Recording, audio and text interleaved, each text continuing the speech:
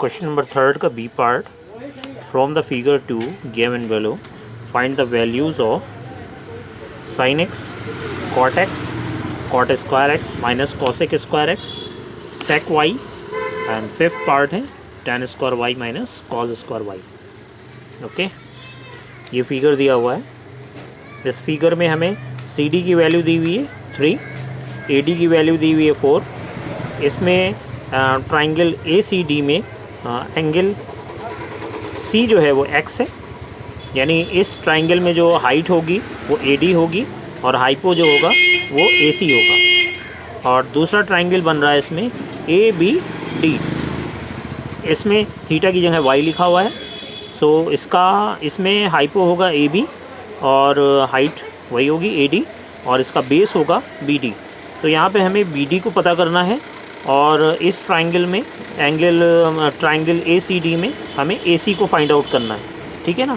तो हमने यहाँ पर सोल्यूशन में लिखा कि first of all find out A C and B D, क्योंकि हमें इसकी ज़रूरत पड़ने वाली है। In triangle A C D using Pythagoras theorem A C square equal to A D square plus C D square, A C square equal to, अब हमने value put कर दी, ए डी 4 दिया हुआ है, ठीक है, और सी डी हमें 3 दिया हुआ है, ये देखिए।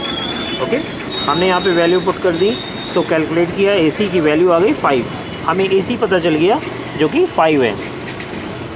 अब in triangle A B D using Pythagoras theorem A B square equal to B D square plus A D square, ये देखिए, ये ट्राइंगल देखिए, A B square equal to B D square plus A D square. Value हमने यहाँ पे put की, यहाँ से हम B D square B D को हम फाइंड आउट करेंगे।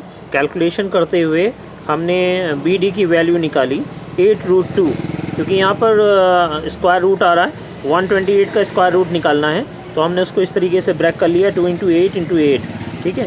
तो 2 स्क्वायर रूट में ही पड़ा रहेगा क्योंकि वो पेयरिंग नहीं कर रहा है, और 8 का पेयर बन रहा है, उसे हमने स्क्वायर रूट से बाहर निकाल लिया, तो 8√2 आ गया, बी डी इक्वल टू 8√2।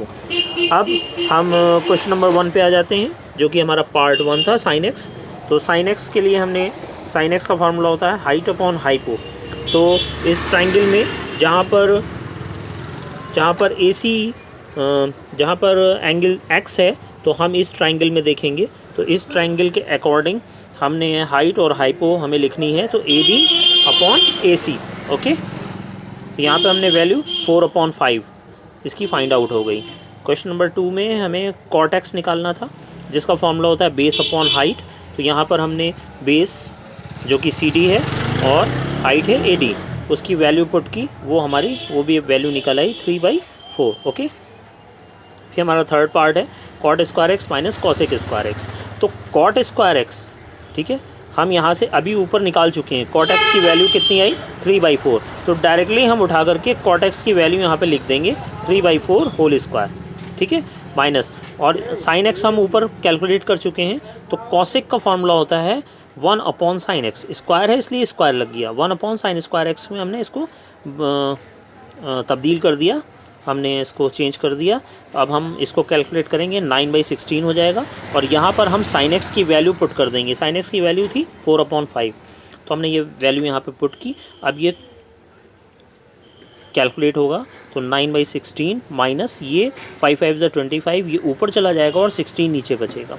अब हमने यहाँ पे एलसीएम ले लिया, एलसीएम लेने के बाद ये 9 - 25, तो -16/16 -1, तो इसका आंसर आया -1। ओके, अब हम सेक वाई, अब यहाँ पे ध्यान देने वाली बात है, यहाँ पर अभी तक हम एक्स, थीटा जो था वो एक्स था, यहाँ पर थीटा वाई है। तो अब हम इस ट्राइंगल में देखेंगे, ठीक है, जहाँ पर हमारा थीटा वाई दिया हुआ है, यानी अब हम हाइपो ये नहीं लेंगे, अब हाइपो हमारा ये हो जाएगा ए बी। ओके, अब हमारा बेस सी डी नहीं होगा, बल्कि हमारा बेस जो होगा वो बी डी होगा, हाइट कॉमन है। ओके, हाइट वही रहेगी ए डी, लेकिन अब बेस हमारा बी डी हो जाएगा। तो जहाँ भी हमें बेस की ज़रूरत पड़ेगी हम बी डी इस्तेमाल करेंगे। ओके, तो सेक वाई, क्योंकि वो कॉज वाई होता है, जस्ट अपोजिट, तो हमने यहाँ पे कॉस का फार्मूला होता है बेस अपॉन हाइपो, ये पलट गया, यानी सेक वाई हमारा आ गया हाइपो अपॉन बेस, ठीक है। तो हाइपो हम लिखेंगे ए बी, ओके, ये हाइपो ए बी, और फिर बेस क्या है, बेस है हमारा बी डी, ये देखिए ये बी डी है बेस, तो उसकी वैल्यू हम निकाल चुके हैं। बी डी की वैल्यू आई थी 8√2, तो हमने यहाँ पे वैल्यू पुट की, ठीक है। तो 12/8√2। अब हमने इसको सिंप्लीफाई कर लिया, सिंप्लीफाई होकर के ये आ गया 3/2√2, ये आंसर हो गया। ओके, अब हमारा लास्ट पार्ट है fifth, tan square Y minus cos square Y, ठीक है। तो हमने tan का फॉर्मूला रखा, हाइट अपॉन बेस, ध्यान रहे यहाँ पे थीटा वाई है, तो हम इसी ट्राइंगल की बात कर रहे हैं। ओके,